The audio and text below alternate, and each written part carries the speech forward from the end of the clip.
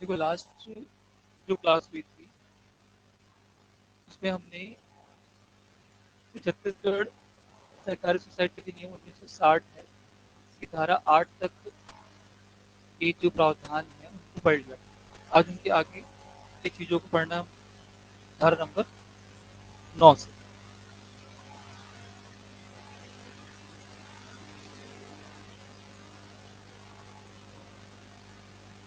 चलो, धारा नंबर 9 पे आ जाते हैं। धारा नंबर 9 क्या कहता है?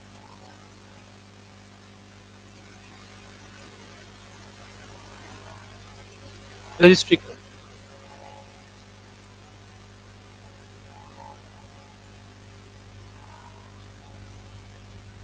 धारा 9 जो है वो रजिस्ट्रीकरण के बारे में बात होती है। धारा 9 रजिस्ट्रीकरण। देखो रजिस्ट्रीकरण जो है वो क्या है? बात से पहले भी रजिस्ट्रीकरण की हो गई, पंजीयन की बात हो चुकी है, तो यहाँ पे जो बात हो रही है रजिस्ट्रीकरण की, यहाँ पर रजिस्ट्रार को सामने रख के बात हो रही है। रजिस्ट्रार समझ रहे हैं? किसी भी सोसाइटी का जो प्रमुख होता है वो है रजिस्ट्रार, है ना?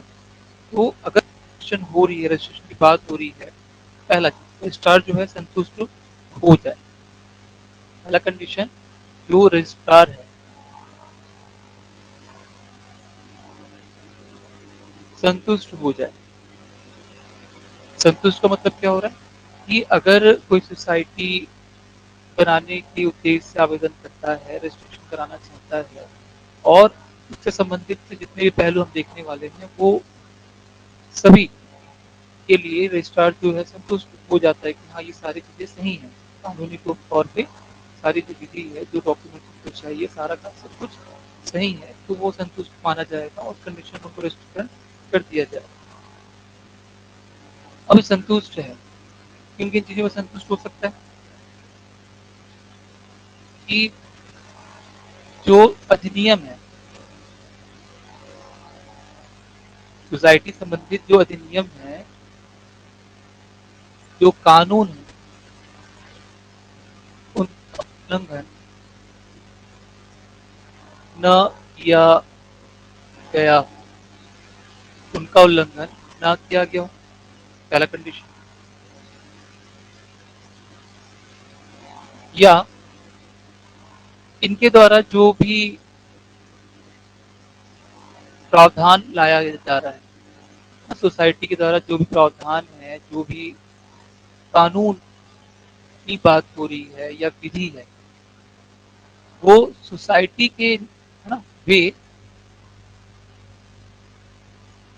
सोसाइटी के अधिनियम कानूनों से प्रतिकूल ना हो, प्रतिकूल ना हो। अब देखो यहाँ पे क्या हो, दो बातें हो रही है। पहला चीज तो ये कि अधिनियम का उल्लंघन ना हो, या किसी चीज को ऐसा बोलेगा जो भी वो कानून बना रहा है वो सोसाइटी की जो नियम और कानून है उसके विपरीत ना हो। प्रतिकूल का मतलब हो जा रहा है विपरीत ना हो, है ना? दोनों सेम तरीके से पूछ सकता है एग्जाम में, दोनों का मतलब एक ही है। ठीक है क्या?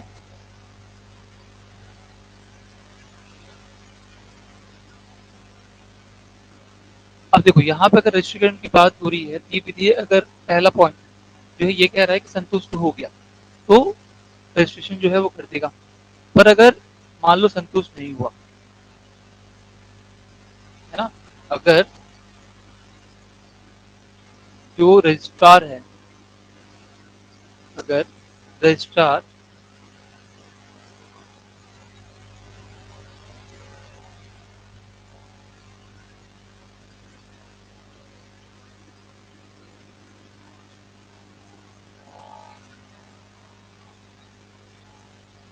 रजिस्ट्रेट करने से इनकार कर दे,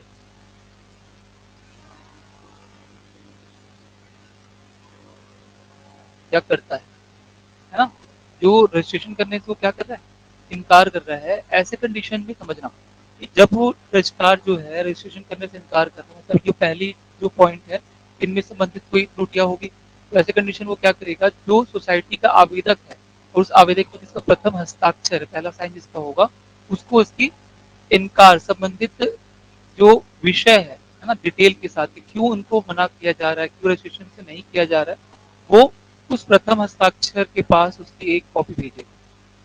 ठीक करता है। तो इनकार संबंधित लिखित आदेश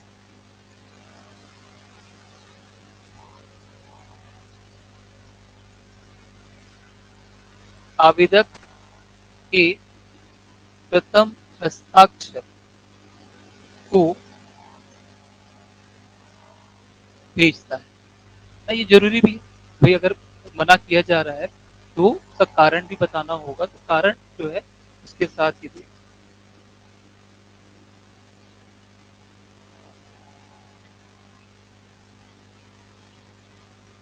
ठीक, ये चीज़ समझ में आ गई। दो चीजें, पहला संतुष्ट हो गया तो, और नहीं हुआ तो क्या होगा। अब ये तो, ये जो पूरा प्रोसेस है, ये जो पूरा प्रोसेस है ना, ये रजिस्ट्रार को 90 दिनों के भीतर करना पड़ता है। 90 दिनों के भीतर ये पूरा जो प्रोसेस है, रजिस्ट्रार को 90 दिनों के भीतर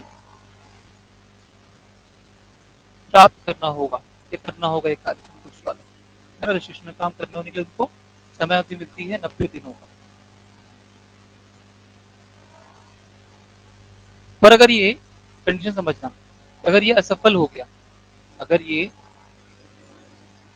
90 दिनों के भीतर रजिस्ट्रार जो है यह कार्य करने के लिए, रजिस्ट्रेशन करने में असफल हो गया 90 दिनों के भीतर, तो 90 दिनों के बाद, है ना, जिस दिन होगी, खत्म होगी तारीख, 90 दिन के अगले दिन, अगले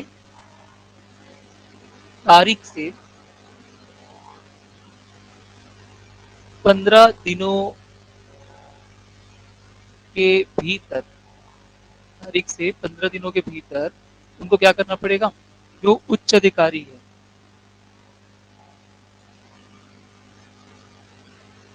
उच्च अधिकारी को सूचित करना होगा। उच्च अधिकारी समझ रहे हैं आप लोग, उच्च अधिकारी को सूचित करेगा। अब देखो यहाँ पर समझना, ये उच्च अधिकारी वाली बात हो रही है। आपको ही पता है किसी भी सोसाइटी का उच्च अधिकारी जो होता है स्वयं रजिस्ट्रार होगा, है ना। तो ऐसे में अगर ये उच्च अधिकारी स्वयं रजिस्ट्रार है, तो वो राज्य सरकार को करेगा। जो सूचना करने का काम है वो किसको करेगा, राज्य सरकार को करना पड़ेगा। पर वो जो उच्च अधिकारी है उनको 15 दिनों के भीतर सूचित करना होगा। अब देखो, जो भी ये उच्च अधिकारी है, मान लो या तो वो स्वयं रजिस्ट्रार के पास गया हो, रजिस्ट्रार के पास जाएगा, कोई अगर कुछ सोसाइटी के अंदर और उस सोसाइटी है, जो प्रमुख के पास जाना है, रजिस्ट्रार के पास जाएगा, और रजिस्ट्रार के पास ये मामला है, रजिस्ट्रार ही 90 दिनों के भीतर जो है इसको रजिस्ट्रेशन करने में असफल रहा होगा, तो वो राज्य सरकार के पास इसकी पूरी डिटेल भेजेगा। राज्य सरकार के पास जिस तारीख को, है ना, जिस तारीख को आवेदन प्राप्त होगा, राज्य सरकार को जिस तारीख को यह आवेदन प्राप्त होगा, उससे 2 महीने के, 2 माह के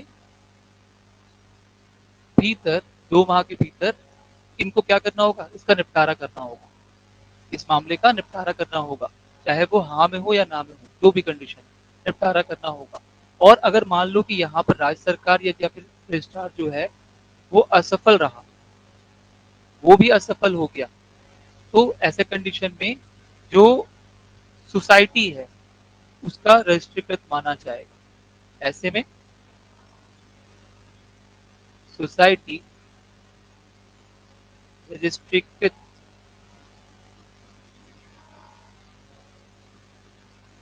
मानी जाएगी।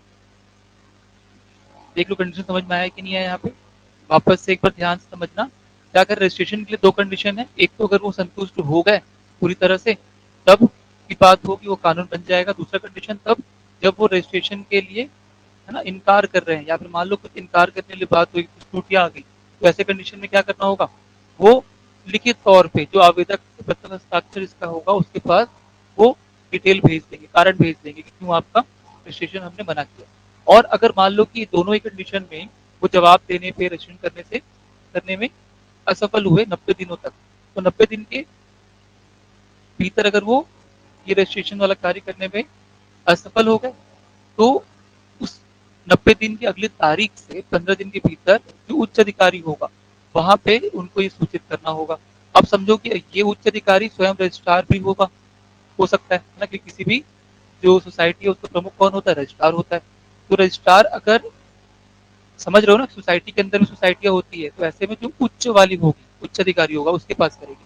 और अगर मामला रजिस्ट्रार का ही है, रजिस्ट्रार ही यहाँ पर मेन है, तो ऐसे में क्या करना पड़ेगा, उनको राज्य सरकार को सूचित करना होगा। तो जो भी उच्च अधिकारी होगा उनके पास भी समय होता है कि वो आवेदन जिस दिन प्राप्त होगा उससे 2 महीने के अंदर उसका निपटारा करना होगा। और अगर वो 2 महीने के अंदर वो भी निपटारा नहीं कर पाए, तो ऐसे में माना जाएगा कि जो सोसाइटी है वो रजिस्ट्रीकृत हो जाएगी। कोई दिक्कत यहाँ पे?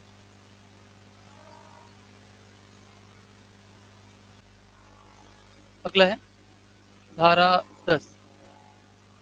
अगला है धारा नंबर 10।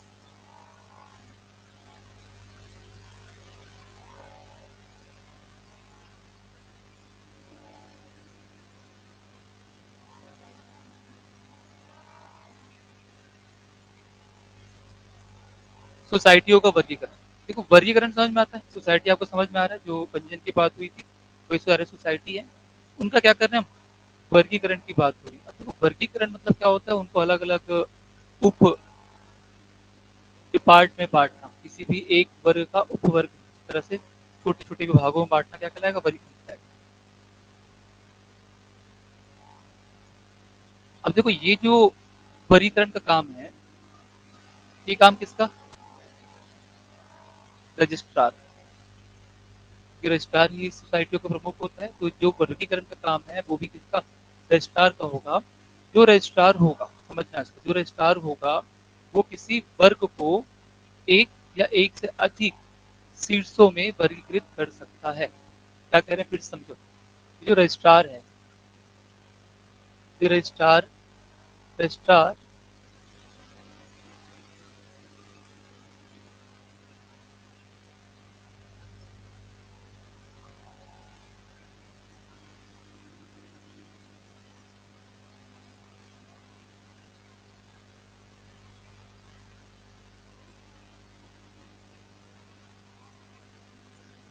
एक या अधिक शीर्षों में क्या कर सकता है, वो वर्गीकृत कर सकता है। और ये जो शीर्ष है वो निम्न प्रकार है। जो शीर्ष है, जो शीर्ष निम्नलिखित, देखो शीर्ष का मतलब हो रहा है डिपार्ट की बात हो रही है, कि भाई जो भी विभाग है उसमें बहुत सारे काम होंगे, बहुत सारे दायित्व होंगे। उन कामों को करने के लिए, सही ढंग से करने के लिए वो क्या करेंगे, छोटे छोटे विभागों में अंदर में बांट देगा और उनको स्वतंत्र प्रभार दे देगा कि भाई आपने इसके द्वारा, आपके द्वारा इस डिपार्टमेंट का ये वाला जो विभाग है, ये सेक्शन जो है, या ये वाला कार्य जो है आपको करना है। अब देखो, ये जो सीट्स हैं उनकी संख्या है 12। समझते हैं कैसे कैसे। सबसे पहले आता है उपभोक्ता सोसाइटी। सबसे पहले पे है उपभोक्ता सोसाइटी। देखो, जो उपभोक्ता समझते हो, जो मेन कस्टमर्स हैं, उनकी बात हो रही है, उनको ध्यान में रखते हुए बनाया जाएगा। दूसरा, कृषि कर्म सोसाइटी, है ना, किसानों को यहाँ पे ध्यान रखकर उनके लिए बनाया जाएगा। संघी सोसाइटी, संघी सोसाइटी, है ना, ये एक यूनियन की तरह काम करने के लिए सोसाइटी के अंदर बनाया जाएगा। केंद्रीय सोसाइटी, केंद्रीय सोसाइटी, सेंट्रल लेवल के लिए बात हो रही है। नेक्स्ट है विनिर्माण सोसाइटी, विनिर्माण सोसाइटी। नेक्स्ट, विपणन सोसाइटी। विपणन मतलब क्या होता है, किसी भी चीज को बेचना, खरीदना, संबंधित भाग सोसाइटी होगा। नेक्स्ट है बहु बहु प्रयोजन सोसाइटी, बहु प्रयोजन, बहु प्रयोजन सोसाइटी, है ना? ये अलग-अलग में डिवाइड कर देगा, वही प्रोविज़न नाम से स्पष्ट हो रहा है, अलग-अलग दायित्व उनको सौंपा जाएगा छोटे-छोटे। उत्पादन सोसाइटी, प्रोडक्शन की बात होगी।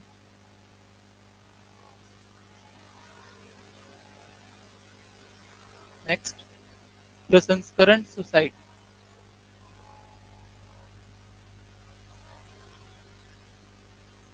प्रसंस्करण सोसाइटी।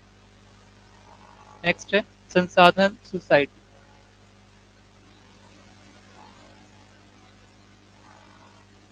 संसाधन का अर्थ होता है रिसोर्सेज से इकट्ठा करने संबंधित। नेक्स्ट, साधारण सोसाइटी,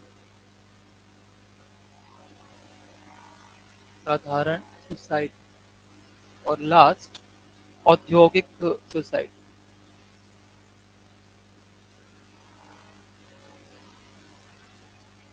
तो इस तरह से 12 अलग-अलग सीट्सों में किसी सोसाइटी को, है ना, या किसी वर्ग को बांट सकता है रजिस्ट्रार। ये उनके पास अधिकार होते हैं बांटने का 10 पे, है ना? याद रखना, वर्गीकरण का अधिकार किसमें है? 10 पे है। वर्गीकरण का अधिकार 10 पे है। 10 पे जाके क्या करेगा? उनको बांटेगा।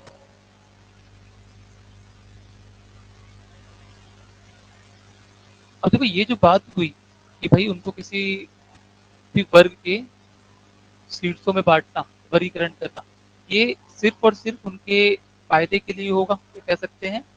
जो भी सोसाइटी होगी, ये सभी जो चीजें हो रही है, ये सभी जो वर्गीकरण हो रहा है, वह सोसाइटी के जो संक्रियाएं हैं, सोसाइटी के संक्रिया मतलब ऑपरेशन को सुकर बनाने मतलब बेहतर बनाने के उद्देश्य से काम होगा। बेहतर बनाने के उद्देश्य से ही ये अलग अलग सीट्स में बांटने का काम होगा। ठीक है, ये याद रखना कि भाई क्यों उसको अलग अलग सेक्शन में बांटना है, तो बेहतर बनाने के उद्देश्य से, उनके कार्य को और आसान और सही ढंग से, प्रभावी ढंग से लागू कराने के उद्देश्य से अलग अलग सीट्स में बांटा गया। अब देखो यहाँ पे रजिस्ट्रार के पास ना एक पावर और भी है। जो भी मैं बात कर रहे हैं ये पूरा, ठीक है, धारा 1 के अंदर पहला, है ना, धारा जो 10 है उसके अंदर पहला एक उपधारा है, पहला उपधारा। अब जो रजिस्ट्रार है ना, वो चाहे तो इस उपधारा 1 के अंदर जो 12 सीट्स है, उनके अंदर भी और सीट्स जो है वो बना सकता है या वर्गीकरण कर सकता है। यहाँ पे लिख लेना,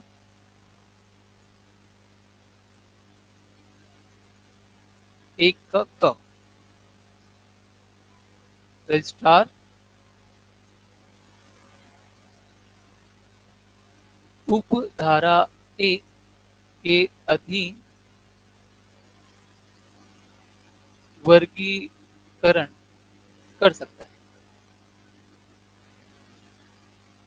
ना? ये जो है इसकी अगर मान लो कि बात करूं उपभोक्ता सोसाइटी, तो एग्जाम्पल के तौर पे इस उपभोक्ता सोसाइटी के अंदर भी ये वर्गीकरण कर सकता है। अब ये वर्गीकरण जो होगा वो किसमें किसमें कर पाएगा? एक तो होगा पहला कि सीड्स सोसाइटी, सीड्स के अंदर जो है अगर और वर्गीकरण करना होगा तो पहला सीड्स सोसाइटी, दूसरा केंद्रीय सोसाइटी में, और तीसरा प्राथमिक सोसाइटी। इस तरह से 3 सेक्शंस में उसको और वर्गीकृत कर सकता है। एक है आपका सीड सोसाइटी, दूसरा केंद्रीय और तीसरा प्राथमिक सोसाइटी। इस तरह से इनको ये बांट सकता है। ठीक है कि यहाँ तक?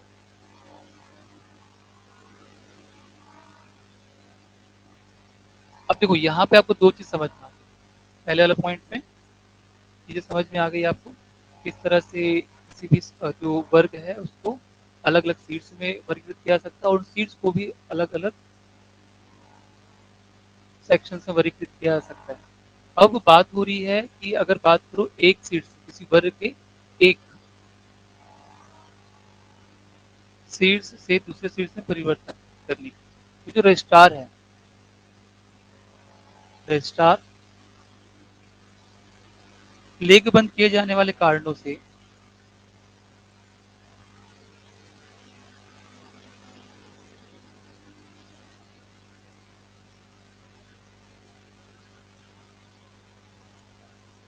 किसी सोसाइटी के वर्गीकरण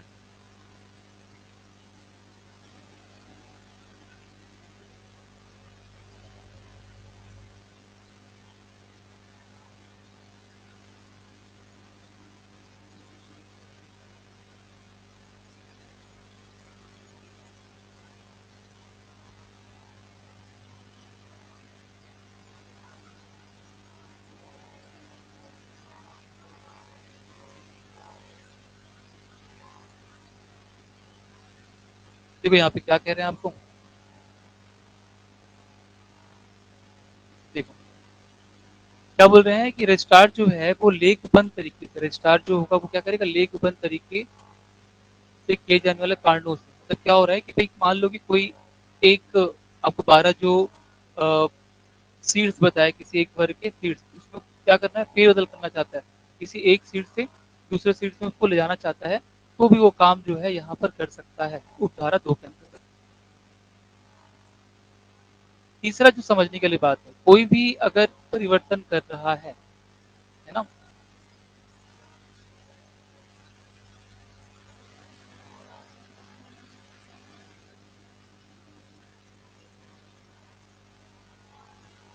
तीसरा अगर ये कोई भी सीट में परिवर्तन कर रहा है या परिवर्तन करना चाह रहा है, इसका जो अंतिम निर्णय होगा वो रजिस्ट्रार करेगा, अंतिम जो निर्णय है वो रजिस्ट्रार करेगा, है ना, क्योंकि सबसे ज्यादा जो शक्ति है, पावर जो होगा वो रजिस्ट्रार के पास ही होगा, अंतिम शक्ति से रजिस्ट्रार के पास ही होता है, तो वो विनिश्चित करेगा कि कितना नहीं करना है, और उसके आधार पे वर्गीकृत करने का अधिकार जो होगा वो रजिस्ट्रार के पास ही होगा। इतना आपको याद रखना है धारा 10। 11।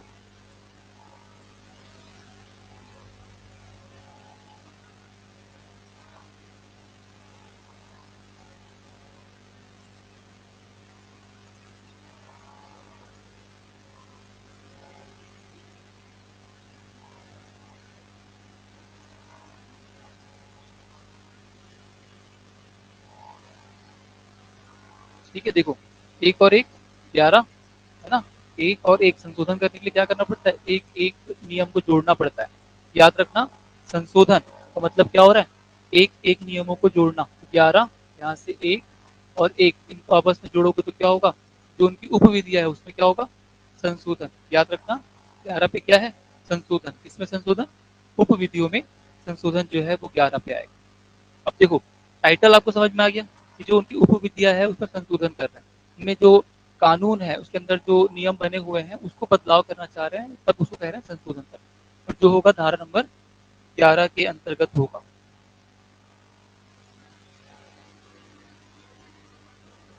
अब देखो क्या होगा, समझना, अगर आप किसी सोसाइटी के नियमों के अंदर जो उपविधियां है उसमें आप परिवर्तन करना चाहते हैं, संशोधन करना चाहते हैं, तो पहले क्या करना पड़ेगा आपको, प्रस्तावित संशोधन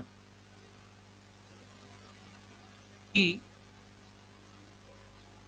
4 कॉपी रजिस्ट्रार को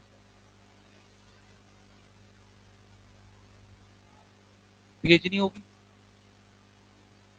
रजिस्ट्रार को भेजना होगा 4 कॉपी, जो भी विधि है ना, क्या होगा कि आपको बताया था कि जब रजिस्ट्रेशन करना होगा तो एक आपके पास एक एप्लीकेशन होना चाहिए, साथ ही साथ जितनी विधि है उसकी 4 कॉपी होनी चाहिए। यहाँ पे क्या होगा कि जो संशोधन करना चाह रहे हैं, तो प्रारूप जो है पहले का ओरिजिनल वाला, और जो उसमें चेंजेस करना चाहते हैं उसको रिमार्क करके आपको भेजना होगा, भाई ये जो कानून है ओरिजिनल है, उसमें यहाँ पर आप उसमें परिवर्तन करना चाहते हैं, इसकी 4 कॉपी इसको भेजेंगे, रजिस्ट्रार के पास भेजेंगे। अगर रजिस्ट्रार सहमत हो गया या सहमत होता है,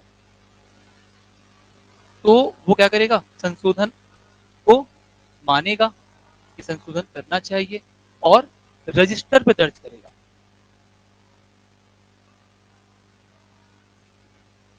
संशोधन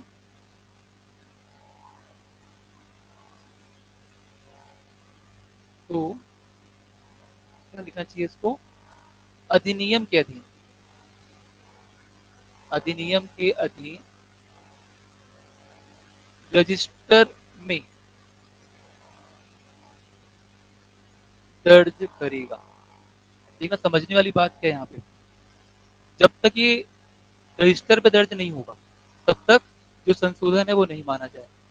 तो अंतिम यही है कि जब तक कोई प्रस्ताव अगर आ रहा है संशोधन से संबंधित तो उसकी 4 कॉपी पहुंचनी चाहिए रजिस्ट्रार के पास। वो उस पर सहमत हुआ तो क्या करेगा, रजिस्टर पे जो नियम के अधीन रजिस्टर है उस पर दर्ज करेगा और दर्ज करने के बाद ही ये बात माना जाएगा कि भाई ये जो संशोधन है वो हो गया।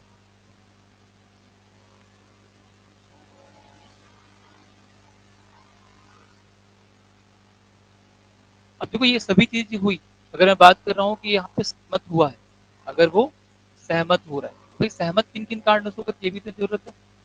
ये जो सहमत है वो किन किन कारणों से होगा, दूसरे पॉइंट में समझना कि अगर रजिस्ट्रार जो है सहमत हुआ, अगर रजिस्ट्रार सहमत होता है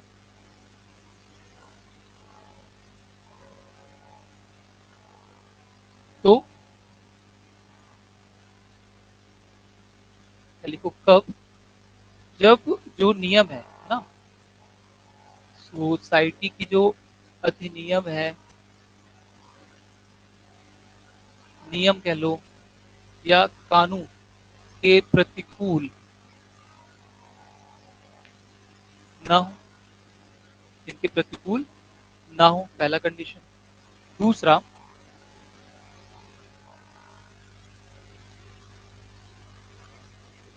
या इसको उल्टा भी बोल सकते हैं, एक ही बार में बोल देते हैं इसको, है ना, सीधी सी बात है कि या तो जो सोसाइटी के नियम कानून है उसको उल्लंघन ना कर रहे हो या प्रतिकूल ना हो, एक ही मतलब है। इस तरह से अगर नहीं होगा तब वो क्या करेगा, रजिस्टर में दर्ज करेगा, संशोधन को रजिस्टर पर दर्ज करेगा और ये संशोधन माना जाएगा।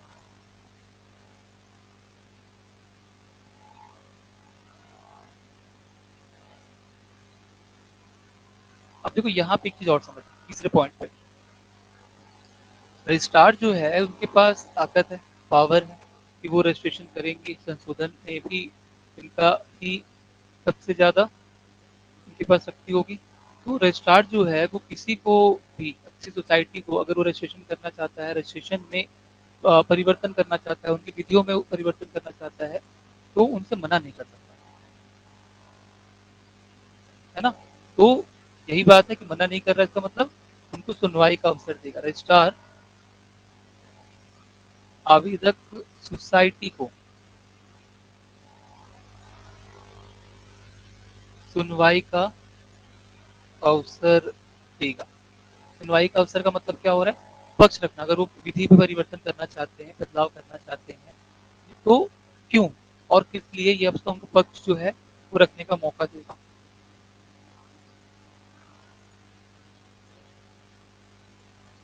है ना। और ये सुनवाई का अवसर देगा, अवसर दिए बिना ना, अच्छा, ये भी याद रखना, बिना अवसर दिए अगर वो डायरेक्टली मना करेंगे तो उनको कारण बताना होगा। बात हो रही कारण बताने की, तो अगर ये मना करते हैं, अगर इस कंडीशंस में मना किया या मना करते हैं तो इनको मना करने की वजह लिखित तौर पे देनी होगी।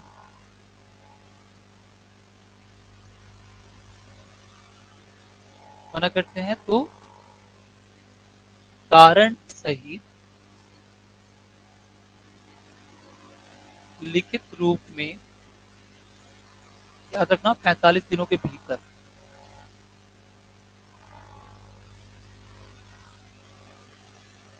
कारण सहित लिखित रूप में 45 दिनों के भीतर सूचित करना होगा।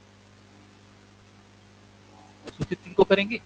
जो आवेदक हैं, जो संशोधन चाहते हैं, उनको 45 दिनों के भीतर ही सूचित करना होगा। ठीक है क्या यहाँ तक? देखो यहाँ पे कुछ दिक्कत है? अब वापस से वही सारे कंडीशंस आ जाएंगे। देखो यहाँ पे आ जाओ। अगर ये 45 दिनों के भीतर तो बात हुई जब उनको मना करना हो, है ना?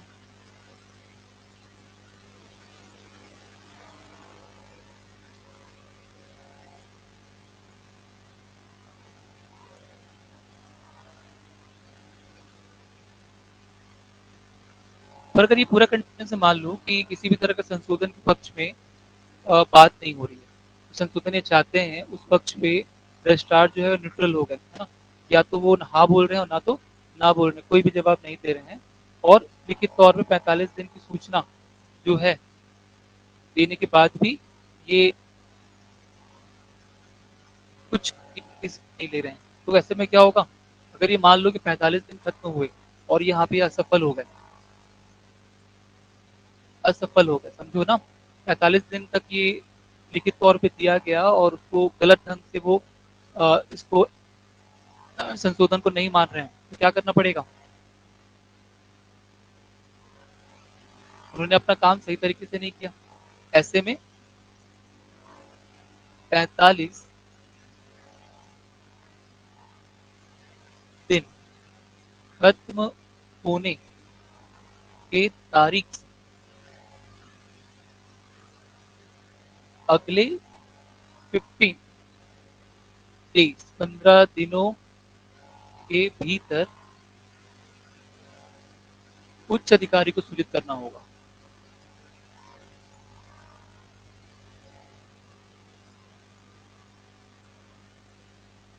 उच्च अधिकारी को सूचित करना होगा। देखो क्या लिखा है यहाँ पे कि अगर ये अपने काम से, अगर संशोधन करने के काम से मान लो किसी वजह से उपस्थित हो गए, है ना? और ऐसे में उनको सूचित करने के लिए 45 दिन का समय दिया जाना, ये भी प्रावधान है। ये कुछ भी नहीं हुआ तो 45 दिन के असफल हो गए, तो खत्म होने की तारीख से अगले 15 दिन के भीतर उनको क्या करना पड़ेगा?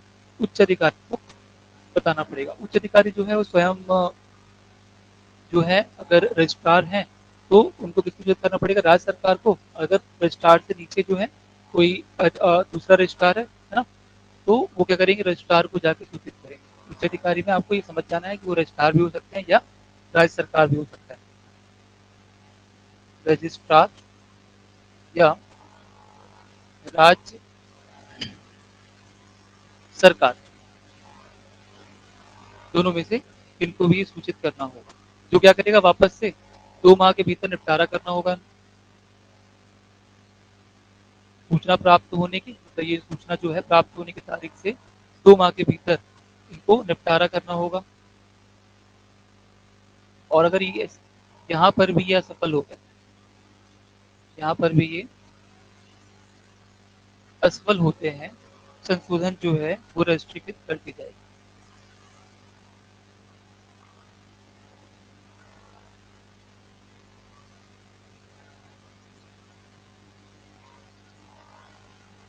संशोधन जो है वो रजिस्ट्रीकृत कर दी जाएगी। सेम कंडीशन है लास्ट तक। अब याद रखना है सब वीडियो में संशोधन जो है उनके कैसे कैसे प्रोसेस होंगे, तो ध्यान से आता है। नेक्स्ट है धारा नंबर 12। अगला है धारा नंबर 12।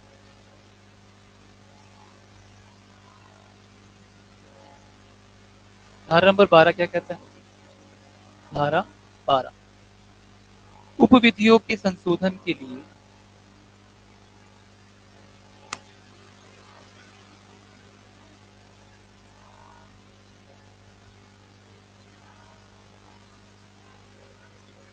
निर्देश देने की शक्ति।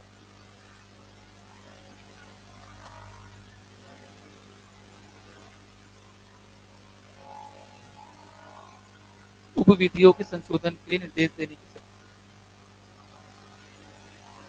अब देखो समझना, जो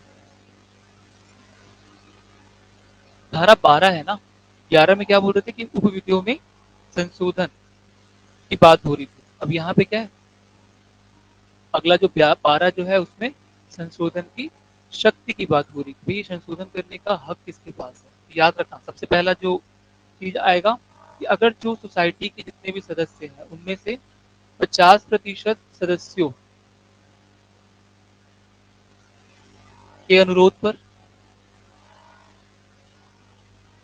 के अनुरोध पर जितने भी सदस्य होंगे सोसाइटी के, उसकी 50% सदस्य अगर ये मांग करते हैं कि भाई यहाँ इस हमारी सोसाइटी के इस नियम पे बदलाव करना चाहना है चाहिए, तो उस कंडीशन में ये बदलाव किया जा सकता है, रजिस्ट्रार जो है वो करेगा।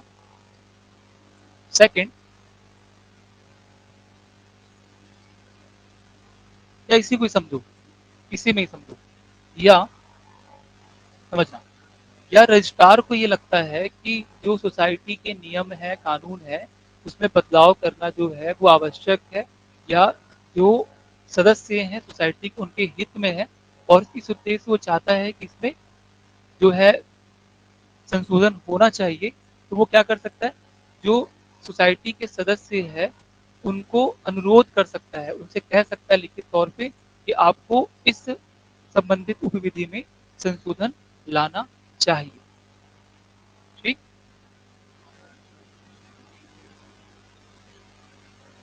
लिख लेना इसको। रजिस्ट्रार को लगता है तो कि संशोधन आवश्यक है, तो लिखित आदेश द्वारा, लिखित आदेश द्वारा सदस्यों को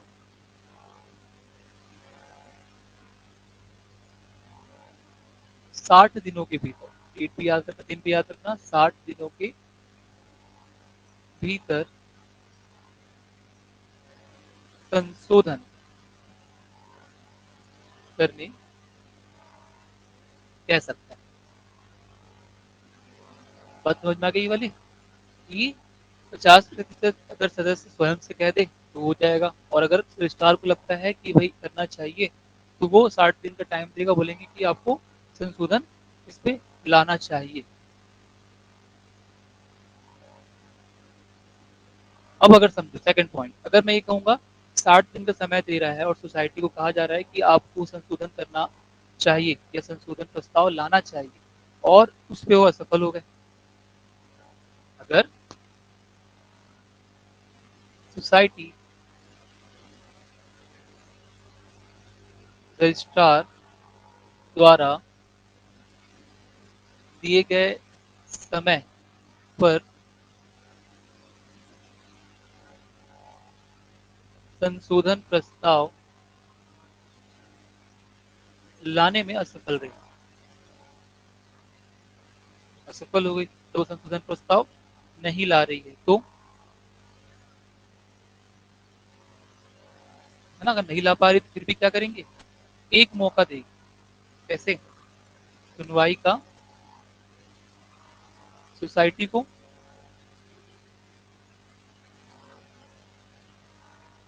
सुनवाई का मौका देगी, या बोल सकते हो मौके की जगह पे अवसर भी कह सकते हो, अवसर देगी। सोसाइटी को अवसर दिया जाएगा दोबारा एक बार कि भाई आपको अगर 60 दिनों का समय दिया गया था, आपने संशोधन जो है प्रस्ताव नहीं लाया है, तो दोबारा से एक बार उस पर सोच लो, है ना। और ये अवसर देने के पश्चात अगर इसके बाद भी वहां से कोई प्रस्ताव नहीं लाया जाता है, तो जो भी सीड्स सोसाइटी होगी, है ना, इनकी जो सोसाइटी के ऊपर जो सीड सोसाइटी होगी, सीड सोसाइटी या बोल सकते हो उसको संघी सोसाइटी,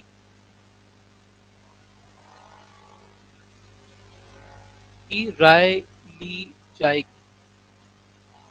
उनसे राय ली जाएगी कि ये जो संशोधन करने का चाह रहा है, रजिस्ट्रार को लगता है कि सही है, वो सही है कि नहीं,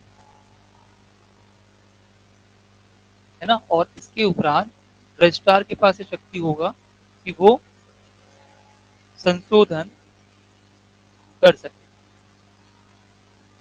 संशोधन कर करेगा,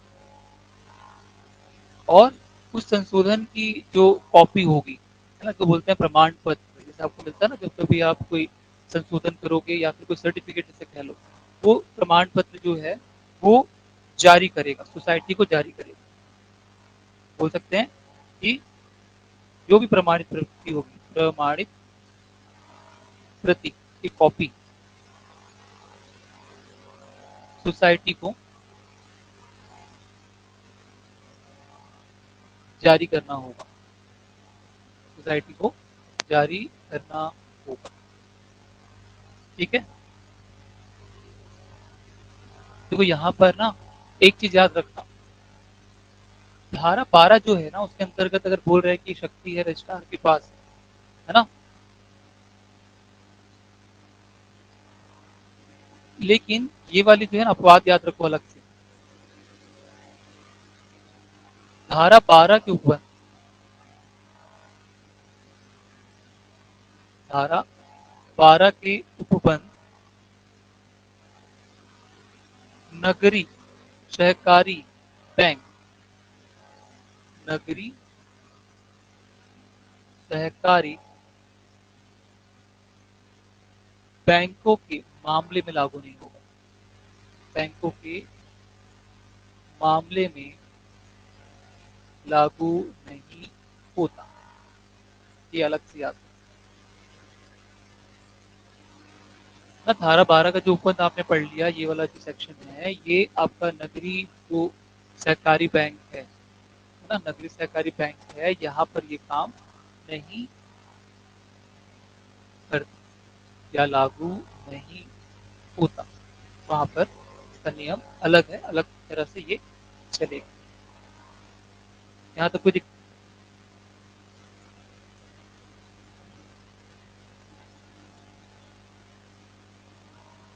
धारा 13, नाम में तब्दीली या नाम की तब्दीली, तब्दीली का मतलब परिवर्तन से, अगर सोसाइटी जो है नाम में परिवर्तन करना चाह रहा है तो उसके लिए धारा 13, देखो ये मिलता जुलता आर्ट धारा है, ध्यान रखना, 11 में है ना, एक और एक 11, एक एक करके आपको क्या करना है, नियम जोड़कर संशोधन करना होता है, तो उपविधियों में संशोधन धारा 11, 12 की बात आएगी, 12 में क्या पढ़ा आपने अभी, शक्ति, है ना, जो संशोधन है उसको परिवर्तन या संशोधन में निर्देश देने की शक्ति जो है वो किसके पास होती है, रजिस्ट्रार के पास होती है, तो वो हो गया। और 13 में याद रखना है कि अगर नाम में बदलाव करना है तो उसके लिए भी क्या लगेगा आपको, संशोधन ही लगेगा, में भी संशोधन ही लगता है। अब देखो संशोधन बात हो रहा है, तो समझना सोसाइटी जो होगी, कोई भी सोसाइटी संशोधन के द्वारा नाम में परिवर्तन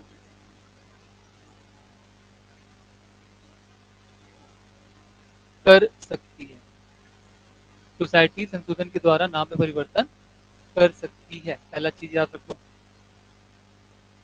लेकिन ध्यान रखना है, लेकिन ध्यान रहे, ध्यान देने वाली बात है कि इस नाम के परिवर्तन से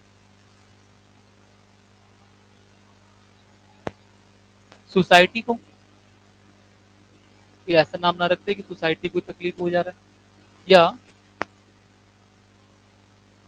सदस्यों को, सोसाइटी के सदस्यों को, है ना, कोई ऐसा नाम नहीं रखना है कि सोसाइटी के सदस्यों को उससे उनके जो अधिकार है, राइट्स है, उनका कुछ अधिकार छीना जा रहा हो, या भूतपूर्व सदस्यों से, भूतपूर्व सदस्यों की बात करें, उनके नाम से कुछ ऐसा ना हो जुड़ा हो और जिससे उनके राइट्स को छीना जा रहा हो, या मृत्यु, ऐसे सदस्य जिनके मृत सदस्यों की बात करें, कुछ ऐसे सदस्य भी होंगे उनके जो पहले मृत हो गए हैं, उनके नाम के अब उनका जो है अधिकार छीना जा रहा हो, इस बात करें तो इनके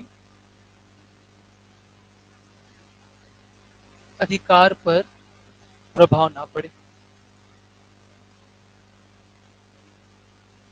जो भी नाम चेंज कर रहे हैं उससे किसी व्यक्ति विशेष के बारे में या उनको जो राइट्स है, उनका फंडामेंटल राइट्स है, उस पर कोई भी प्रभाव नहीं पड़ना चाहिए। ठीक। दूसरा, जो सोसाइटी है, सोसाइटी की विधिक कार्यवाही, विधिक मतलब कानूनी जो कार्यवाही होती है, उस पे कोई त्रुटिपूर्ण ना बना, वो त्रुटिपूर्ण ना बनाए। समझना इसको। हो सकता है कि भाई जब ये संशोधन लाया जा रहा है नाम परिवर्तन करने की बात के लिए, और जो नाम नया नाम लाना चाहते हैं उस नाम से पहले की कुछ कानून बन रहा हो या बना हुआ हो, और उस दो नाम के सेम होने की वजह से ये क्या हो जाएगी, त्रुटि आ जाएगी, है ना। दो सेम नाम से दिक्कत हो जाता है। जैसे क्लासरूम में बात करें, दो लोगों का नाम सेम है, एक को आवाज लगाओ, दो लोग खड़े हो जा रहे हैं, तो वैसे ही यहाँ पर भी होगा। भविष्य में किसी कार्यवाही करना हो, विधिक कार्यवाही, और कुछ नाम ऐसा रख दिया गया हो जो नाम बदलाव के बाद हो गया, दोनों सेम हो जाए, तो ऐसा दिक्कत नहीं हो, ऐसा देख कर यहाँ पर 13 के अंतर्गत नाम में परिवर्तन करना होगा। ठीक है, तभी यहाँ पे परिवर्तन होगा। और इनका पूरा का अधिकार किसका परिवर्तन करने का, रजिस्ट्रार को। यहाँ पर भी ध्यान देखना, जो अंतिम निर्णय जो होता है वो रजिस्ट्रार का ही होगा। जहाँ में कहीं कुछ है तो आंख बंद करके रजिस्ट्रार लगा देना सही होगा, है ना। तो रजिस्ट्रार जो है वही अंतिम होगा कि त्रुटि है नहीं है, जांच करना है, ये सब किसका है, रजिस्ट्रार का।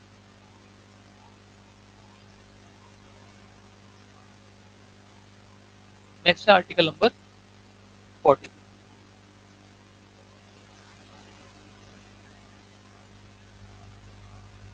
सॉरी धारा 14, आर्टिकल कह रहे थे ना, धारा, धारा 14 ये कहता है कतिपय प्रमाण पत्रों का,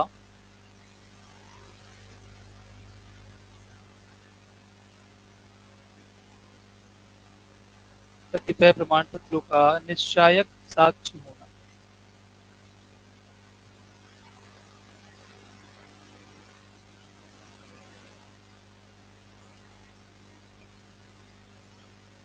अब देखो यहाँ पर समझने वाली बात क्या है, पहले ठीक से टाइटल पढ़ लो।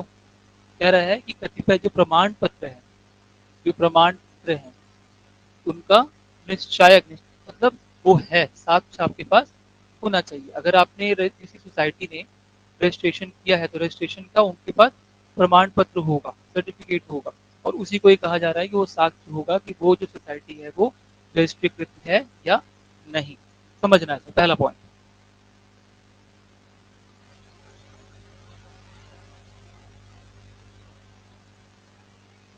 कोई भी सोसाइटी, कोई भी सोसाइटी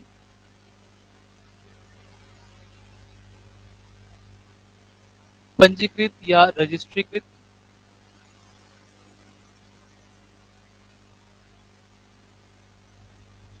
तब मानी जाएगी जब रजिस्ट्रार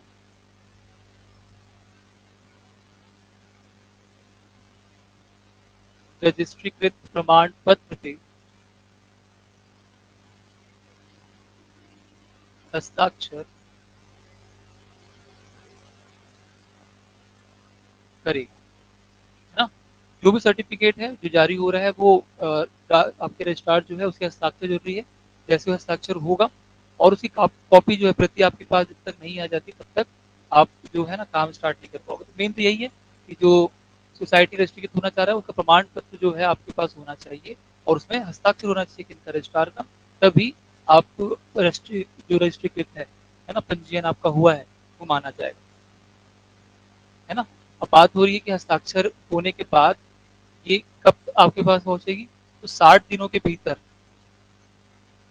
जो रजिस्ट्रार होगा वो 60 दिनों, जब भी आपने आवेदन प्रस्तुत किया और आपके आवेदन को वहां पे स्वीकार कर लिया गया, उसके 60 दिनों के भीतर जो रजिस्ट्रार होगा वो प्रमाण पत्र जारी करेगा। है ना? और ये प्रमाण पत्र आपको बाय पोस्ट पहुँच जाएगा। ध्यान रखना, कोई भी जो सोसाइटी है, वो उस सोसाइटी का कारोबार या उस सोसाइटी का कार्य तब तक प्रारंभ नहीं कर सकता, जब तक कि उनके हाथ में ये प्रमाण पत्र जो है ना पहुँच जाए, है ना? कोई भी सोसाइटी कोई भी सोसाइटी तब तक कार्य प्रारंभ नहीं कर सकता, जब तक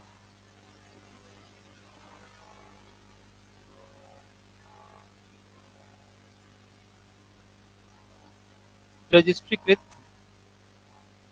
प्रमाण पत्र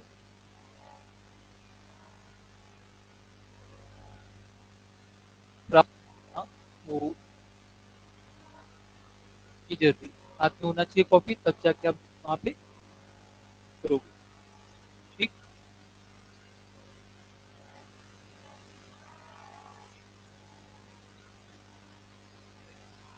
अब देखो यहाँ पे निश्चायक साक्ष्य की बात होती है। निश्चायक साक्ष्य क्या है? यही जो प्रमाण पत्र है, यही निश्चायक साक्ष्य। तो अगर आपने रजिस्ट्रेशन किया हुआ है, तो आपके पास वो निश्चायक साक्ष्य क्या होगा? ये प्रमाण पत्र होगा। अगर आपने इससे पहले कौन सी दो धाराएं पढ़ी हमने? धारा नंबर 11 और 12 याद करो, 11 और 12, है ना? अगर आपने धारा 11 और 12 के अंतर्गत संशोधन किया हुआ है, धारा 11 और धारा 12 के अंतर्गत संशोधन किया है और उस संशोधन को मान लिया गया कि ये संशोधन होना चाहिए, तो भी क्या होगा? हस्ताक्षर लगेंगे। तो संशोधन जो नियम है, अधिनियम में संशोधन उपरांत रजिस्ट्रार के हस्ताक्षर होंगे और प्रमाण पत्र जारी होगा, जो निश्चायक साक्ष्य होगा, है ना? जो निश्चायक साक्ष्य होगा, यही प्रमाण पत्र है जिसकी बात हो रही है कि वो निश्चायक साक्ष्य होगा। अगर आप कोई भी संशोधन करते हैं, धारा 11 के अंतर्गत कर लें या 12 के अंतर्गत कर लो, है ना? दोनों के अंतर्गत जो भी संशोधन होगा, तो संशोधन के उपरांत वहां पर क्या होगा? जो मेन कानूनी विधि है, उसमें सुधार किया जाएगा रजिस्टर पे, और रजिस्टर में सुधार के बाद आपको प्रमाण पत्र जारी होगा कि यह संशोधन इस तारीख पे, आज की तारीख से हो गया, और वही आपका क्या होगा? निश्चायक साक्ष्य होगा। ठीक है। और क्या पढ़ा था इससे पहले? एक धारा, धारा नंबर 13। धारा नंबर 13 के अंतर्गत अगर कोई नाम परिवर्तन करता है, के अंतर्गत सोसाइटी नाम में परिवर्तन करेगा, तो भी क्या होगा? संशोधन प्रमाण पत्र जारी करेगा। तो रजिस्ट्रार जो है संशोधन प्रमाण पत्र जारी करेगा, जो कि निश्चायक साक्ष्य होगा, जो कि निश्चायक साक्ष्य होगा। इतना याद रखना है आपको धारा नंबर 14 से। ठीक है, यहाँ तो कोई दिक्कत है क्या? धारा नंबर 14 तक कोई दिक्कत है तो बताओ।